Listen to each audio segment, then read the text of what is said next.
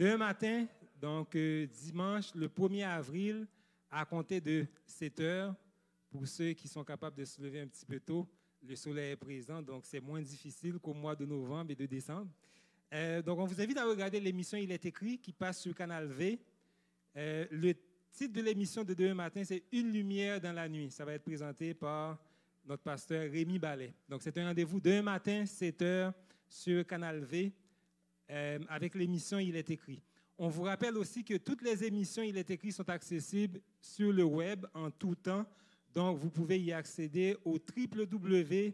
Il est écrit en un seul mot, lettre minuscule, .tv.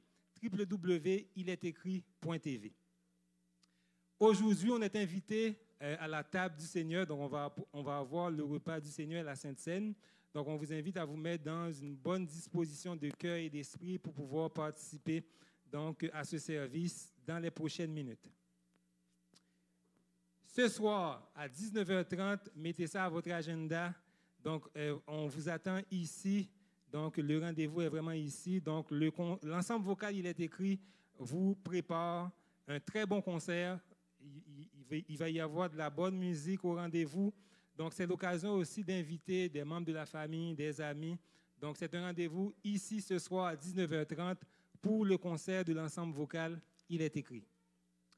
Samedi prochain, le 7 avril à 19h, le groupe Harmonie Sciences et Foi vous présente une conférence qui a pour titre « Comment le philosophe athée, le plus influent du XXe siècle, en est venu à croire en Dieu ».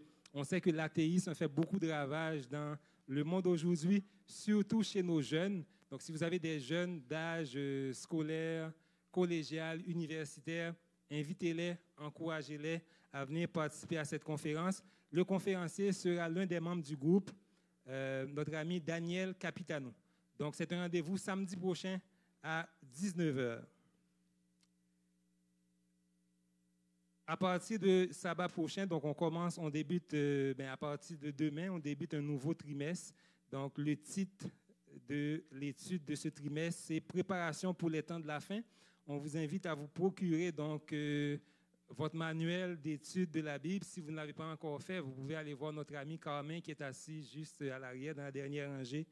Donc, pour pouvoir étudier la leçon de l'école du sabbat au cours du trimestre. À 11h, on va avoir des classes pour les enfants, mais seulement pour les chatons et les bourgeons. Donc, les plus vieux n'auront pas de rencontre ce matin, les 7 à 11 ans, parce que le local va être utilisé pour le lavement des pieds. Si vous avez un cellulaire, on vous invite, s'il vous plaît, à le fermer.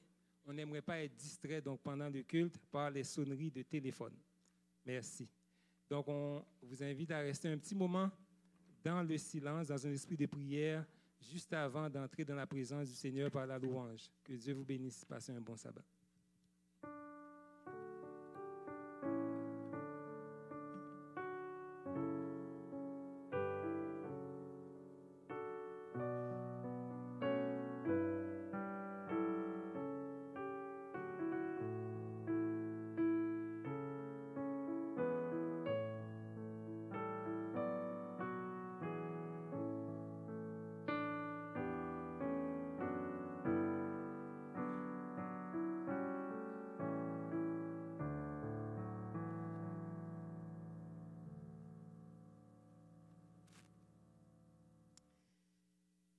Je me plais à penser que ce matin, comme chaque sabbat, le Seigneur Jésus a envoyé ses anges au milieu de nous pour nous disposer, pour disposer nos cœurs à l'écoute, à l'adoration, à la communion fraternelle, à la communion les uns avec les autres. Et aujourd'hui, le mot communion est un petit peu au cœur de ce que nous allons vivre, puisque vous savez qu'en ce week-end pascal, nous allons aussi vivre le repas du Seigneur, qu'on appelle parfois le service de communion. Communion avec Jésus et communion les uns avec les autres. C'est le projet de Dieu pour nous aujourd'hui. Et pour nous mettre dans l'état d'esprit, pour prédisposer nos cœurs et nos esprits à ce service de communion, je voudrais commencer ce matin par lire avec vous un très beau texte, un texte qui, en quelque sorte, résume l'Évangile, ce que Jésus a fait pour nous. On le trouve dans l'Épître aux Philippiens, au chapitre 2, à partir du verset 5. « Ayez en vous les sentiments qui étaient en Jésus-Christ, lequel, existant en forme de Dieu, n'a point regardé comme une proie à arracher d'être égal avec Dieu, mais s'est dépouillé lui-même, en prenant une forme de serviteur, en devenant semblable aux hommes. Et ayant paru comme un simple homme, il s'est humilié lui-même, se rendant obéissant jusqu'à la mort, même jusqu'à la mort de la croix. C'est pourquoi aussi Dieu l'a souverainement élevé et lui a donné le nom qui est au-dessus de tout nom, afin qu'au nom de Jésus, tout genou fléchisse dans les cieux, sur la terre et sous la terre, et que toute langue confesse que Jésus-Christ est le Seigneur, à la gloire de Dieu le Père. Je ne sais pas si vous avez remarqué dans ce texte écrit par l'apôtre Paul qu'il y a un mouvement. Et si je devais le traduire de manière visible, graphique, ce mouvement, c'est le suivant.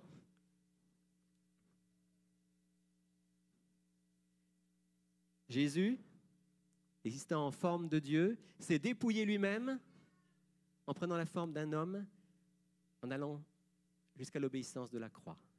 C'est pourquoi Dieu l'a souverainement élevé, afin qu'au nom de Jésus, tout genou fléchisse. Et durant ce week-end de Pâques, eh bien, nous célébrons à la fois l'abaissement de Jésus, c'est la plus grande preuve d'amour qu'il pouvait manifester envers nous, et en même temps son élévation parce qu'il est ressuscité. Et si vous voulez, on va commencer ce service de culte en chantant justement la vie, la mort et la résurrection de Jésus. Je vous invite à vous lever pour chanter « Je loue ton nom éternel ».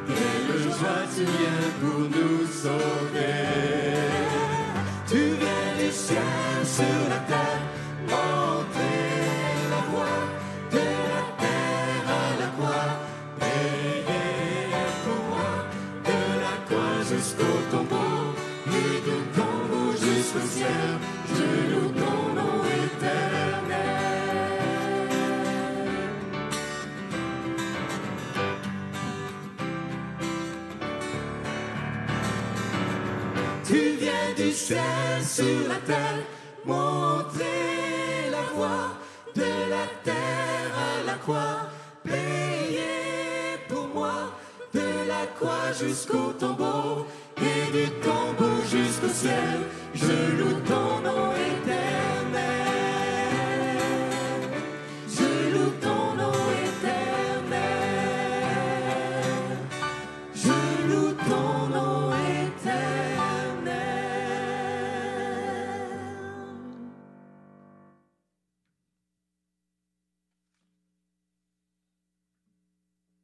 Celui qui cache ses transgressions ne prospère pas, mais celui qui les avoue et les délaisse obtient miséricorde.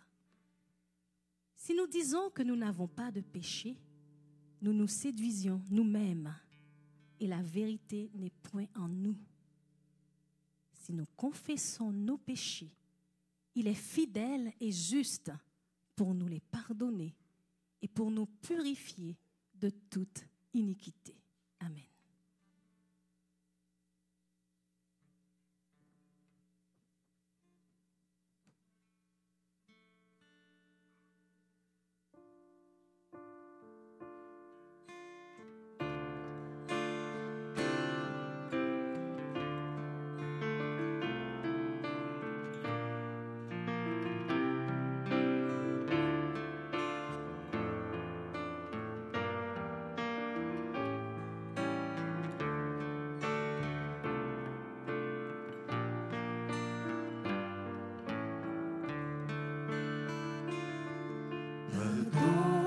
Seigneur, pardon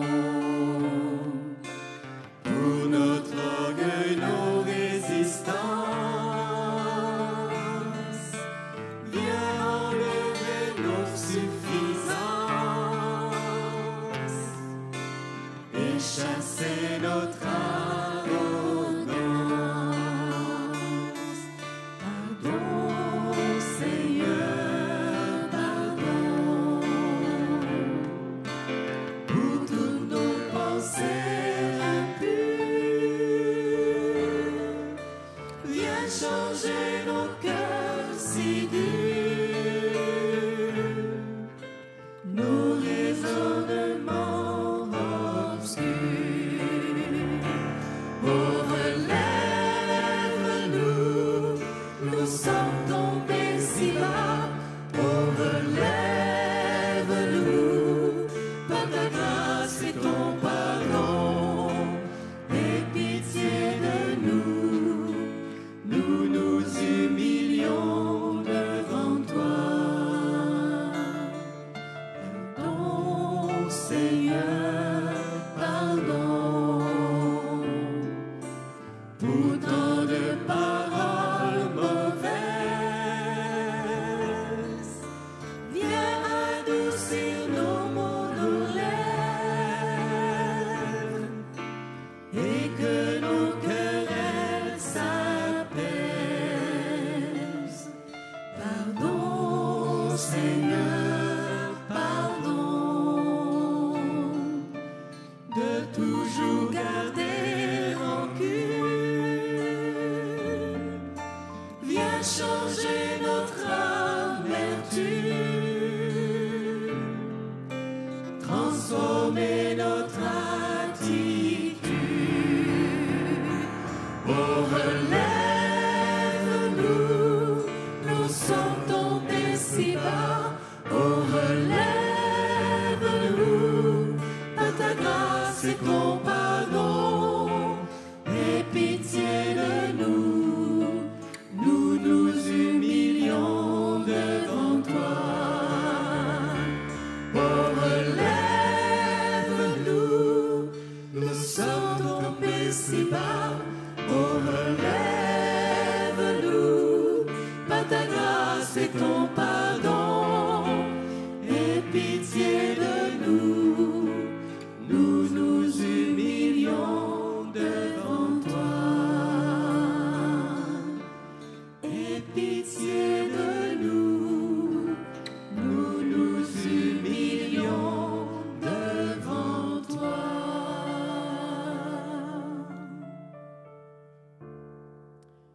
Père Céleste, ce chant est l'expression de notre cœur ce matin. Avant toute chose, nous voulons te demander de bien vouloir pardonner, effacer tout ce qui est dans nos cœurs, tout ce qui est dans nos paroles, tout ce qui est dans nos actes n'a pas été en harmonie avec toi. Au moment où nous venons pour t'offrir notre adoration, un service de tout notre être, c'est tellement important, Seigneur, qu'on puisse savoir qu'on est réconcilié avec toi, que rien ne fait obstacle entre toi et nous. Et c'est possible grâce à Jésus. Mais permets que nos cœurs soient droits, honnêtes, intègres. On reconnaît devant toi, Seigneur, que un cœur droit, honnête et intègre, ça ne nous est pas naturel. On a besoin que tu viennes parler à nos cœurs, à nos consciences. Que tu mettes en nous l'humilité, la capacité de nous remettre en question. Peut-être, en ce moment même, de te dire des choses que nous devons te dire pour que Jésus puisse nous laver, nous couvrir. Peut-être aussi, Seigneur, de décider ce matin de faire certaines démarches auprès de gens de notre famille, de nos amis, de nos frères et sœurs dans la foi, pour que, là aussi, comme on l'a chanté, aucune rancune, aucun ressentiment, aucun esprit de querelle ne demeure en nous. Oui, Seigneur, purifie-nous entièrement par Jésus et relève-nous. Et merci pour cette promesse que tu nous relèves en Jésus-Christ. Qu'aucun de nous ne doit repartir d'ici avec un sentiment de culpabilité ou d'abattement s'il a été honnête avec toi. Parce que chacun d'entre nous peut recevoir ta grâce, ton pardon et se relever. Et c'est en ton nom, dans le nom de Jésus que nous te prions. Amen. Vous pouvez vous asseoir.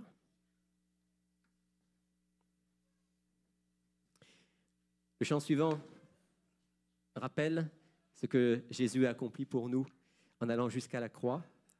C'était un cantique traditionnel, a été composé il y a très longtemps, à l'époque des Jean-Sébastien Bach et autres. Et c'est un chant magnifique. Roi couvert de blessures, meurtri pour mon péché, roi tout couvert d'injures, à la croix attaché.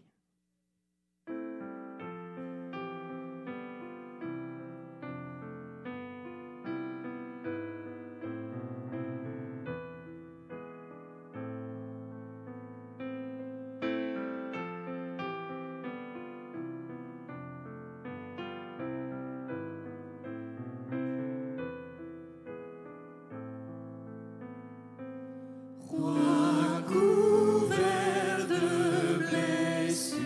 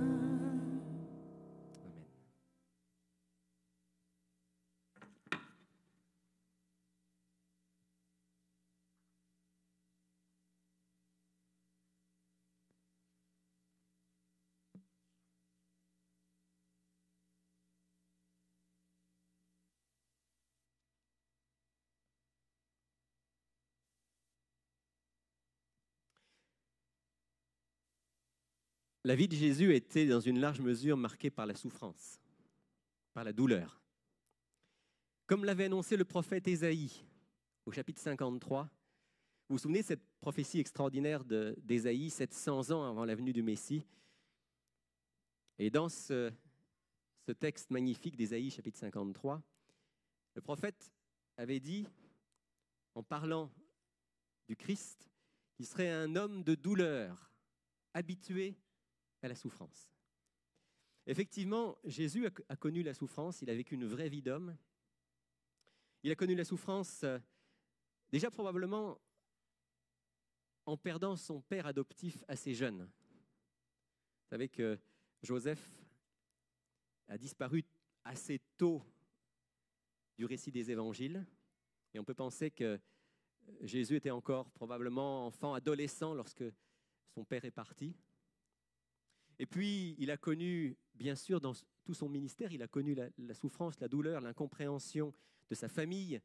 Ses frères voulaient l'arrêter, le ramener à la maison parce qu'ils pensaient qu'il avait perdu la tête.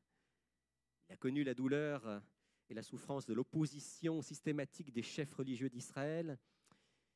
Il a dû lutter contre tous les pièges de Satan.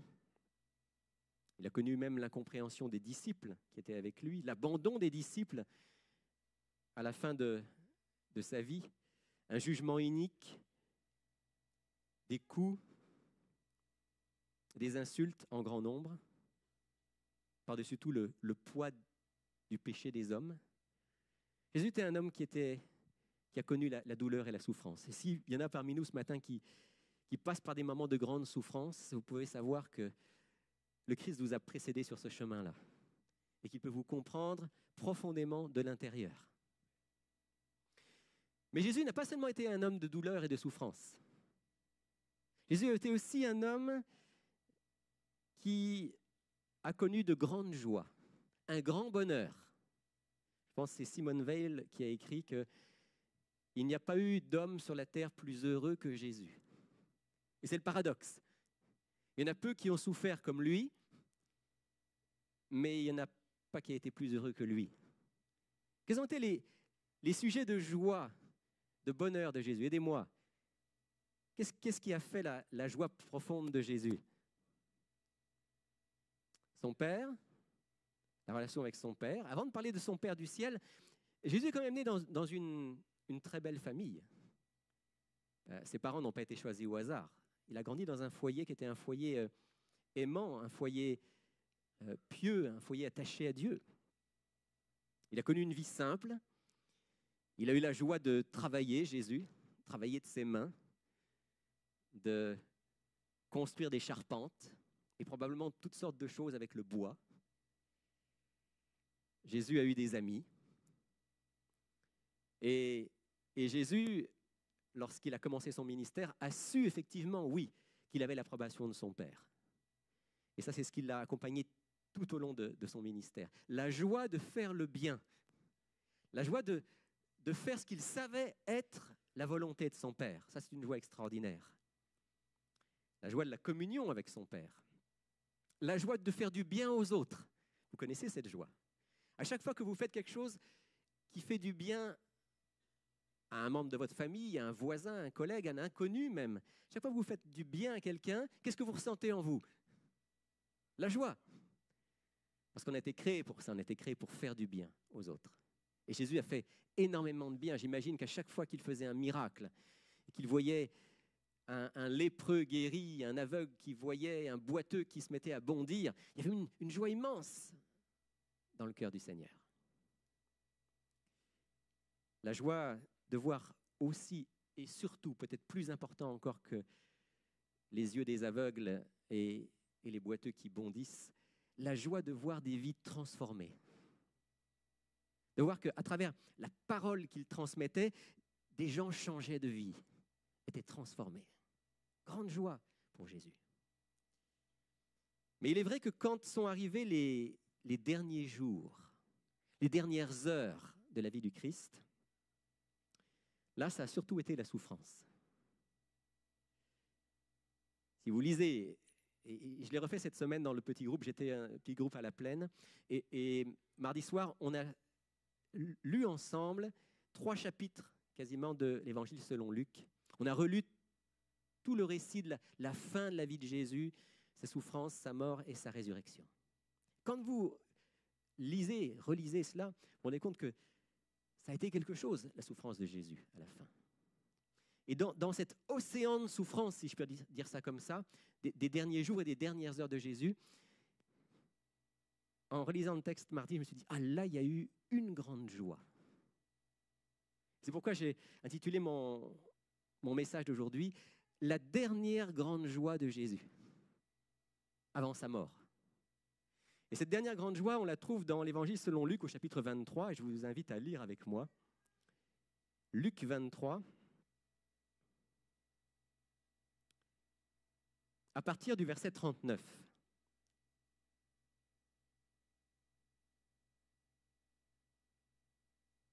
Luc chapitre 23, à partir du verset 39, on a le récit de la dernière grande joie de Jésus au sein de toute cette souffrance avant qu'il ne donne sa vie pour nous.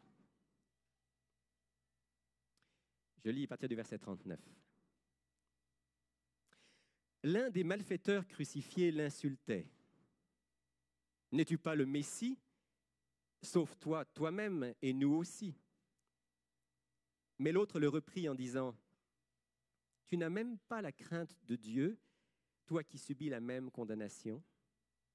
Pour nous, c'est juste, nous recevons ce que nos actes ont mérité, mais lui n'a rien fait de mal. » Et il disait, « Jésus, souviens-toi de moi quand tu viendras comme roi. » Jésus lui répondit, « En vérité, je te le dis, aujourd'hui, tu seras avec moi dans le paradis. »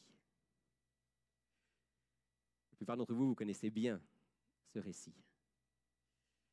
Ce récit surprenant de ce dialogue, ce dernier dialogue entre Jésus et un malfaiteur sur la croix.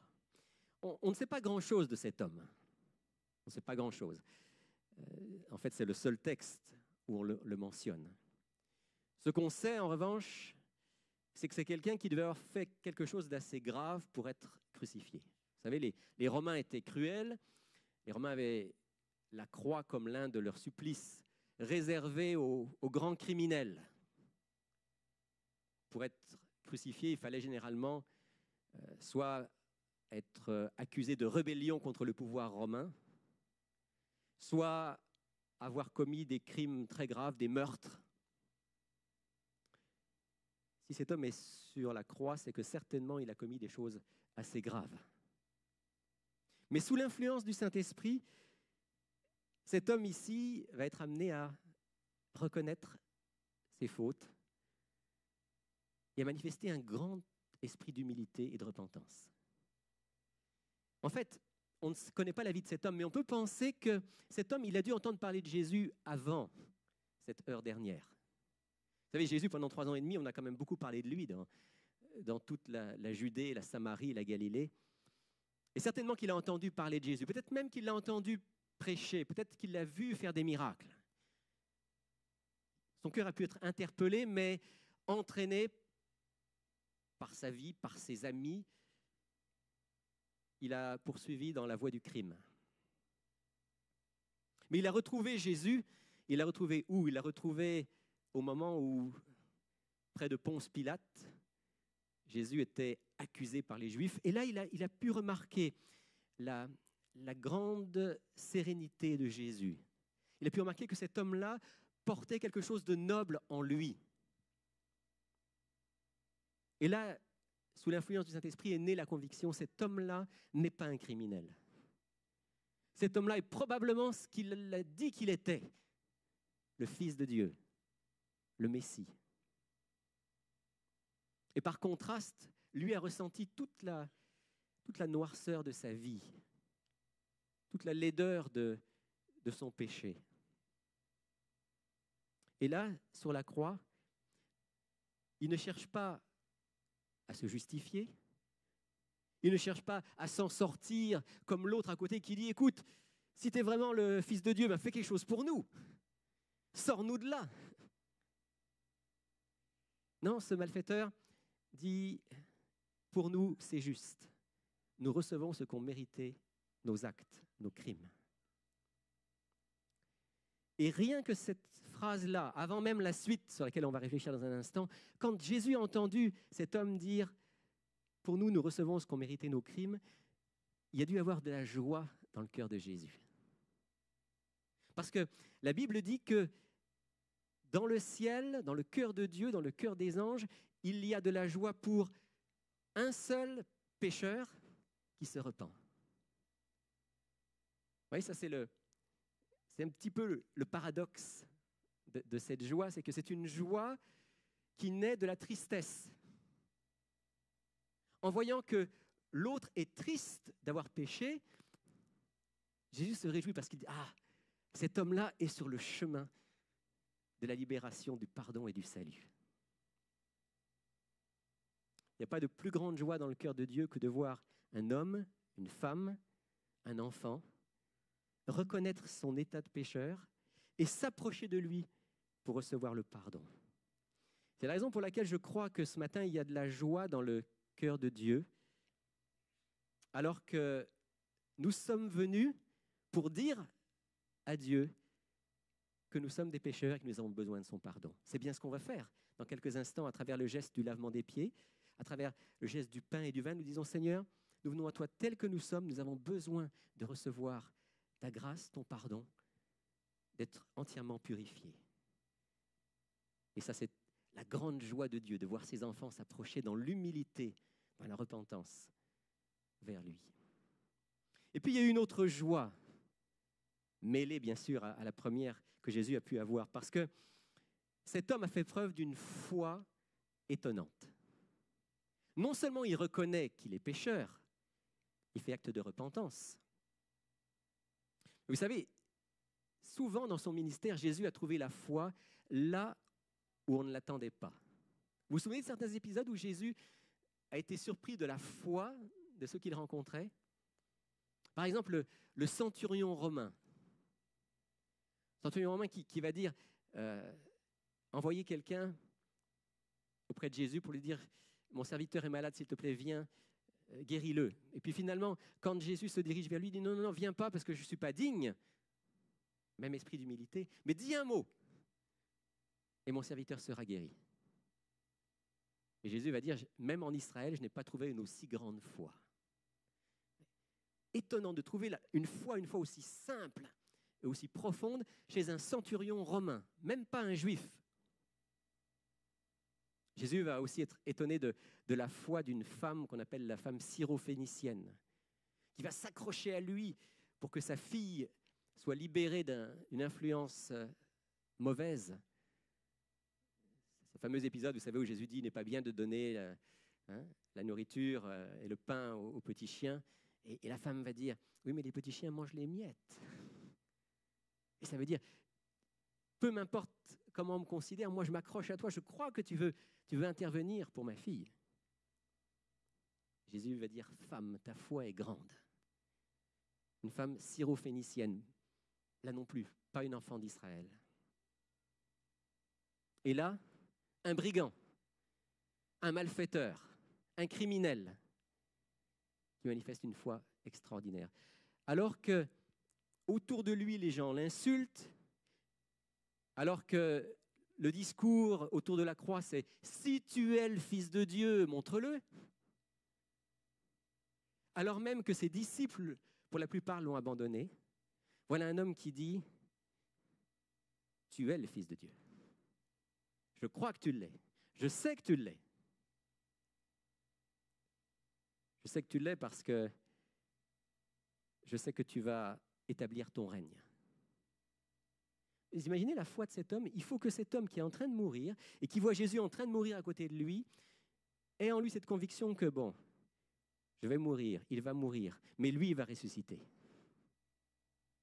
Lui, il va ressusciter. Lui, il va vivre à nouveau. Lui, un jour, il va venir établir son règne. Quelle foi! C'est peut-être le seul dans tout ce récit qui a cette foi-là. Ce brigand sur la croix. Et je peux imaginer la joie de Jésus. La joie de Jésus qui voit dans le cœur et dans l'esprit de cet homme quelqu'un qui a compris, peut-être pas tout compris, mais qui a compris l'essentiel, qu'il est vraiment le Sauveur, qu'il est vraiment le Fils de Dieu, qu'il vient pour établir son règne. Et puis il y a la demande.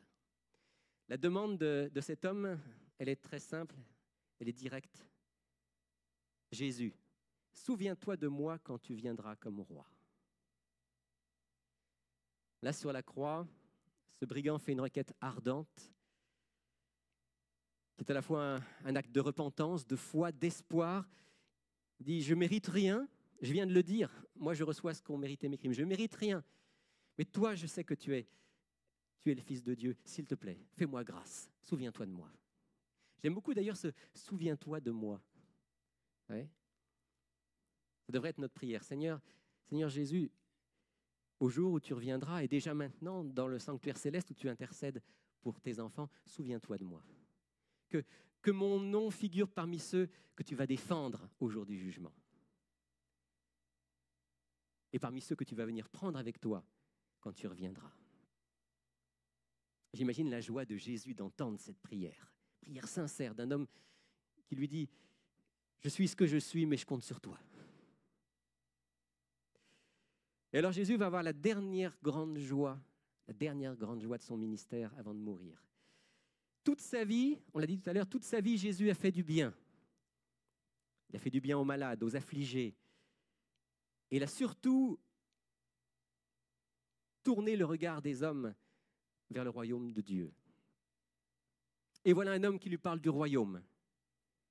Et la joie de Jésus, c'est de pouvoir, sous l'influence du Saint-Esprit, oublier ses souffrances. J'imagine que pendant quelques secondes, quelques minutes, Jésus oublie toutes ses souffrances. Et il dit à cet homme, « Je te le dis en vérité aujourd'hui, tu seras avec moi dans le paradis. » Vous pouvez imaginer la joie de Jésus lorsqu'il a pu prononcer ces paroles-là. Jésus a su à ce moment-là qu'il ne mourrait pas pour rien. Et j'aime cette phrase qu'on trouve dans les écrits d'Ellen White où elle dit que Jésus serait venu sur cette terre donner sa vie, même si ça avait été pour sauver un seul pécheur. Merci Seigneur, il en sauve beaucoup plus que cela. Mais il serait venu pour un seul. Et ce jour-là, sur la croix, alors qu'autour de lui, il n'y a que des insultes, des quolibets, de l'incrédulité, Jésus sait qu'il y en a un qui croit en lui. Et à celui-là, il peut dire, tu vas être avec moi dans mon royaume, tu seras avec moi dans le paradis, je t'en donne l'assurance. J'imagine la bouffée de joie dans le cœur de Jésus au moment où il a pu lui dire ça. Et ce matin, alors que nous sommes réunis ici pour faire ces gestes autour du repas du Seigneur, j'imagine la joie de Jésus qui veut nous dire à chacun d'entre nous, je te le dis en vérité, aujourd'hui, tu seras avec moi dans le paradis. Et c'est bien ce que nous croyons, n'est-ce pas?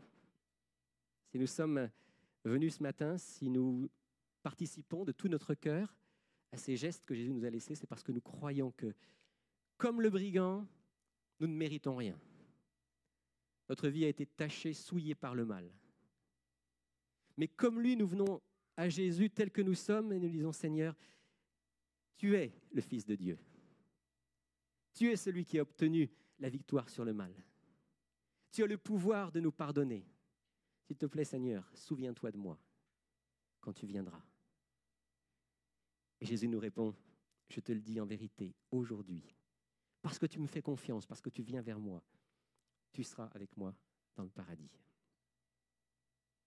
Vous voyez, cet épisode-là est un épisode extraordinaire parce qu'il nous rappelle qu'on n'a jamais été trop loin pour être hors de portée de la grâce de Dieu. On n'a jamais été tellement loin que Dieu nous dise « Ah, je ne veux plus rien savoir de toi ». Tant qu'on entend la voix de notre conscience, tant qu'on entend la voix de l'Esprit de Dieu qui nous appelle à lui, il n'est jamais trop tard.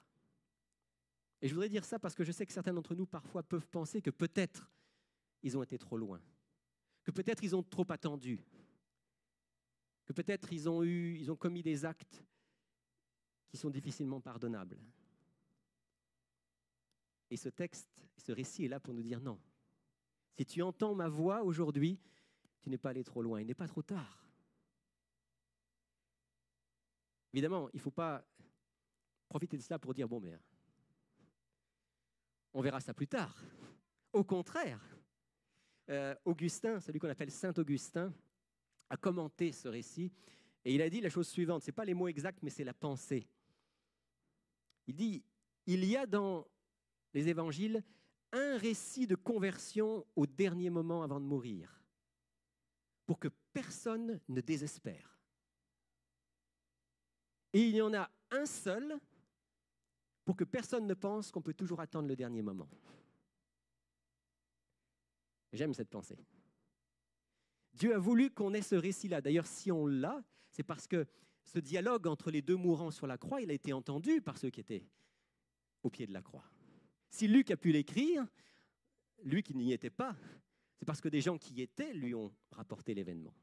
Les paroles de Jésus, le dialogue.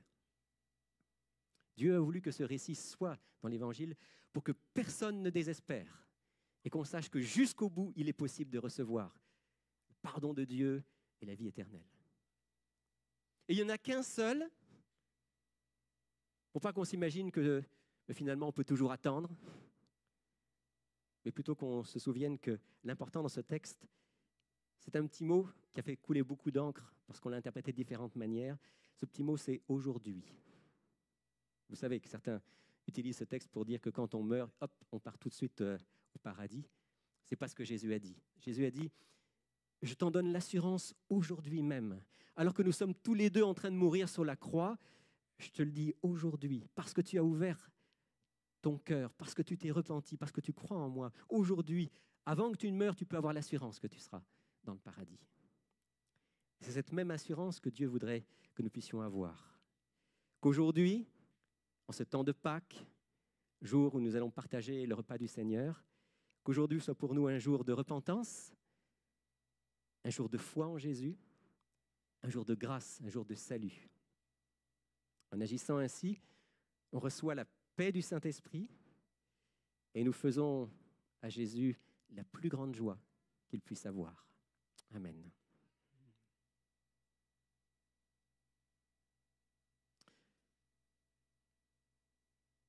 Et avant d'introduire le lavement des pieds, je voudrais qu'on puisse chanter ce très beau chant qu'on chante souvent lors des baptêmes, mais c'est dommage qu'on ne le chante pas beaucoup en dehors des baptêmes, qui dit « Tel que je suis, sans rien à moi, sinon ton sang versé pour moi, et ta voix qui m'appelle à toi, agneau de Dieu, je viens. » Je t'invite à chanter ce chant vraiment comme une prière et comme un acte de consécration envers Jésus.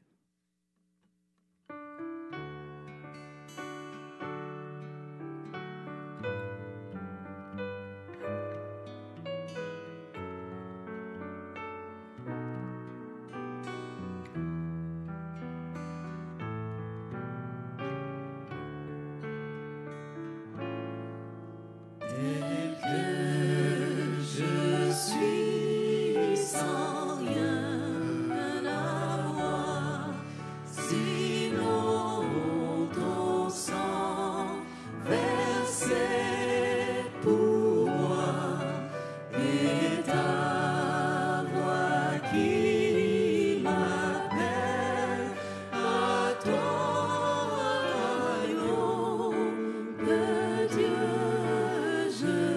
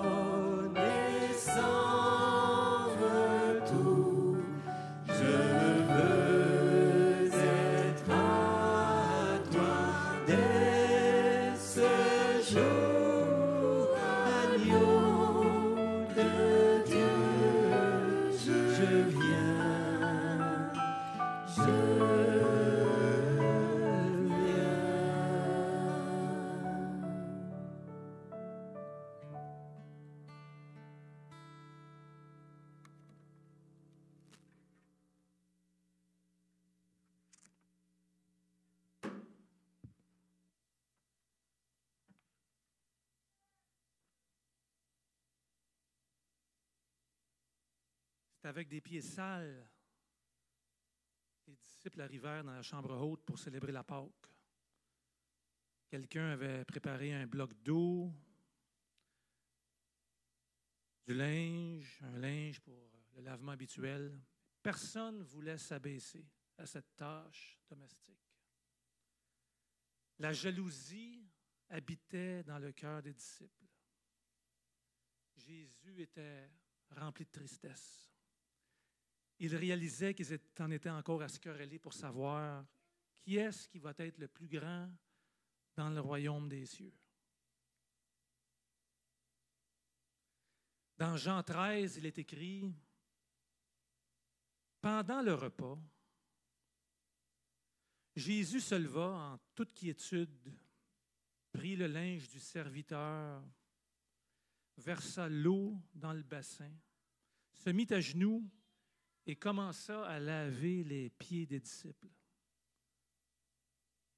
Le maître devenait serviteur. Comprenant ce reproche silencieux, les disciples furent remplis de honte. Quand Jésus eut terminé, il regagna sa place et dit, dans Jean 13, les versets 14 à 17, « Si donc je vous ai lavé les pieds, moi, le Seigneur et le Maître, vous aussi, vous devez vous laver les pieds les uns aux autres. Car je vous ai donné un exemple, afin que vous aussi vous fassiez comme moi je vous ai fait. En vérité, je vous le dis, le serviteur, il n'est pas plus grand que son Seigneur, ni l'apôtre plus grand que celui qui l'a envoyé. Si vous savez cela, vous êtes heureux pourvu que vous le mettiez en pratique. » C'est ainsi que Jésus institua à la place de la Pâque le service qui devait servir de mémorial à son grand sacrifice, la Sainte Seine, qu'on va célébrer dans quelques instants. Juste vous rappeler que le lavement des pieds a quelques significations. Comme tantôt on l'a dit, un rappel de l'abaissement du Christ dans son incarnation, dans sa vie de service. Également un type, le lavement des pieds est un type de purification supérieure. La purification du cœur. À Pierre qui disait, « Hey, lave-moi complètement, Seigneur. » Jésus a dit, « Celui qui s'est lavé n'a pas besoin de se laver les pieds. Celui qui s'est baigné n'a pas besoin de se laver. Il est entièrement pur. » Dans Jean 13, verset 10. Également, c'est un rappel que nous appartenons à une communauté de pardon. L'atmosphère de pardon entre nous, qui parfois nous offensons les uns les autres, bien, finalement, on veut pratiquer le pardon comme Jésus l'a fait pour chacun de nous. Une manifestation aussi de notre volonté d'être en communion avec le Christ et les croyants. Un moine bouddhiste demanda un jour à un missionnaire de choisir une scène qui présenterait le christianisme. Je sais que je répète ça peut-être pour une autre fois, mais il y a toujours des visiteurs. Donc, je rappelle cette histoire à ceux qui nous visitent. Des artistes dans cette région de l'Asie devaient en effet décorer une salle du monastère avec des peintures murales et des bas-reliefs décrivant les principales religions du monde. Après réflexion, le missionnaire, voulant répondre au moine bouddhiste qui demandait « Choisis une scène qui pourrait bien présenter le christianisme », le missionnaire raconta le récit rapporté dans Jean 13 que je viens de rapporter.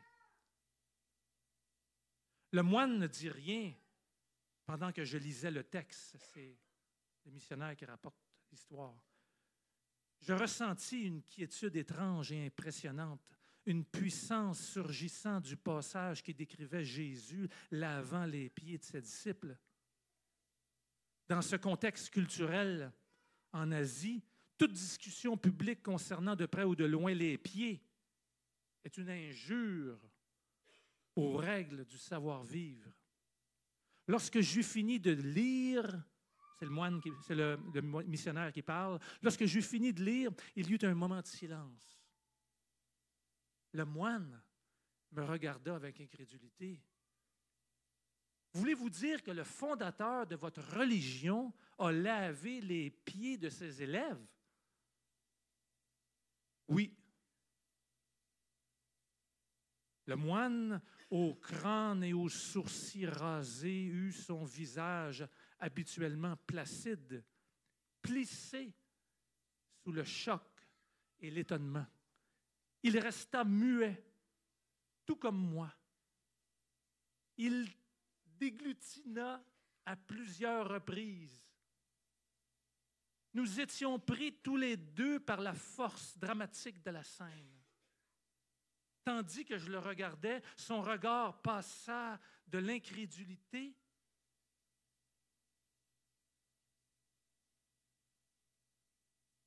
à la crainte révérentielle. Jésus, le fondateur du christianisme, avait touché et lavé les pieds sales des pécheurs. Après quelques instants, le moine bouddhiste se rendit à nouveau maître de lui-même et se dressa debout. Je comprends maintenant l'essence du christianisme. Juste vous dire qu'on est tous libres de participer à la cérémonie qui va avoir lieu. Rémi va vous expliquer comment ça va se faire. Vous êtes tout à fait libre de participer. Puis j'encourage ceux qui n'ont jamais vu ça, mais montez en haut et regardez comment on fait ça.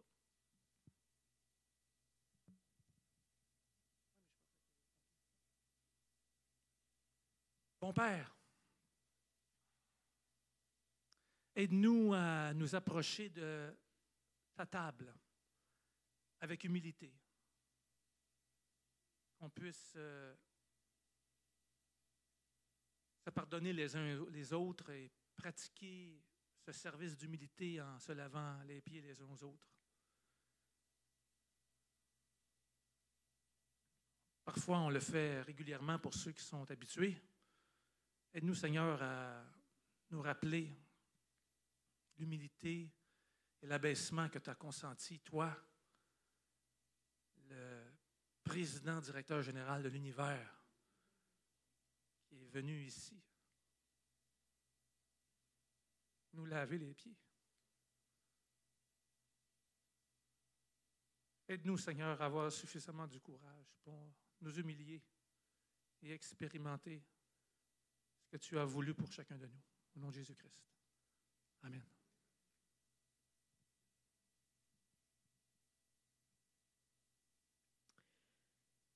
Voilà, de manière pratique, pour tous ceux qui veulent faire ce geste que Jésus a laissé à ses disciples, nous allons monter à l'étage pour cela.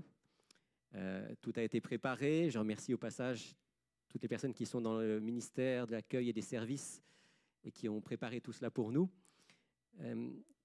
Pour les personnes à mobilité réduite qui ne pourraient pas monter à l'étage, il y aura la possibilité de faire ce geste ici en bas, au niveau du premier bureau sur la droite. Donc, vous n'êtes pas exclus loin de là, en fait, que vous puissiez le faire.